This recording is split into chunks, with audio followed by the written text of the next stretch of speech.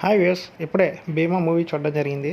ఈ మూవీ గురించి చెప్పుకోవాల్సి వస్తే టెంపుల్ చుట్టూ జరిగే ఒక స్టోరీ, దానికి ఆనుకొని హీరో క్యారెక్టర్ ఎలా ఉంటుంది, లాస్ట్లో వచ్చిన ప్రాబ్లమ్ని ఎలా సాల్వ్ చేశారనేదే తెలుస్తుంది. సో సీన్ ఓపెనింగ్ అంటే మూవీ ఓపెనింగ్లోనే గుడి నుంచే స్టార్ట్ అవుతుంది కాబట్టి ఆ టెంపుల్ నుంచే అక్కడ నుంచే స్టోరీ స్టార్ట్ అవుతుంది. దాని తర్వాత హీరో ఇంట్రడక్షన్ కానీ, హీరో చేసే కామెడీ, హీరో హీరోయిన్ మధ్య ఉన్న లవ్ ట్రాక్, ఇవన్నీ రెగ్యులర్ కమర్షియల్ మూవీ చూసుకున్నట్టే ఉంటుంది. అంటే ఫస్ట్ హాఫ్ మొత్తం ఏదో నడుస్తుంది అన్నట్టు కొన్ని ఫైట్స్ ఉంటాయి. అవన్నీ ఏంటంటే కొన్ని ఆర్టిఫిషియల్గా అనిపిస్తాయి. కానీ సెకండ్ హాఫ్ నుంచి మాత్రం స్టోరీకి ఒక వేరే వెర్షన్ యాడ్ అయ్యి అక్కడి నుంచి స్టోరీ నెక్స్ట్ లెవెల్లో వెళ్తుంది. ఫస్ట్ హాఫ్లో ఫైట్స్కి సెకండ్ హాఫ్లో ఫైట్స్కి అసలు పోలికే ఉండదు. ఎందుకంటే సెకండ్ హాఫ్లో వచ్చే ఫైట్స్ కానీ, సీన్స్ కానీ, కొన్ని భారీ యాక్షన్ సీక్వెన్స్ కానీ ఇవేంటంటే స్టోరీతో వచ్చినట్టు ఉంటాయి. ఇన్ఫ్యాక్ట్ ప్రతి ఒక్కది ఒక కొత్త వెర్షన్, ఇంతకు ముందు చెప్పుకున్నట్టు కొత్త వెర్షన్ స్టోరీ లాగా మూవీని ఇంకొంచెం హైలైట్ చేస్తాయి. దాంట్లో hero characterization, hero police officer ఉండే కొన్ని డైలాగ్స్ ఇవన్నీ బాగుంటాయి.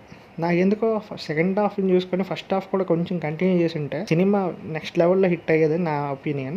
మూవీ మెయిన్గా చెప్పుకోవాల్సి వస్తే సెకండ్ హాఫ్, ఆ నెక్స్ట్ ఏంటంటే ప్రీ క్లైమాక్స్లో ఒక పాయింట్ ఉంటుంది, అది బాగుంటుంది, ఎంగేజింగ్గా ఉంటుంది. నెక్స్ట్ క్లైమాక్స్ అది కూడా బాగుంటుంది.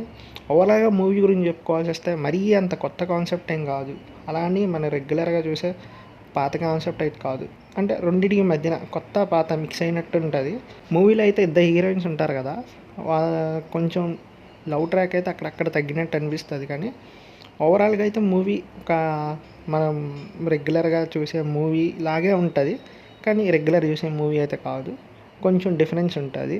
మనకి ట్రైలర్లో చూపించినట్టు గుడి, దాని వెనకాల జరిగే ఒక స్టోరీస్, దాని వెనకాల జరిగే ఒక సస్పెన్స్, క్రైమ్స్ ఇవన్నీ ఎలా అయితే ఉంటాయో యాజ్ ఈజ్ మూవీలో కూడా అవే ఉంటాయి.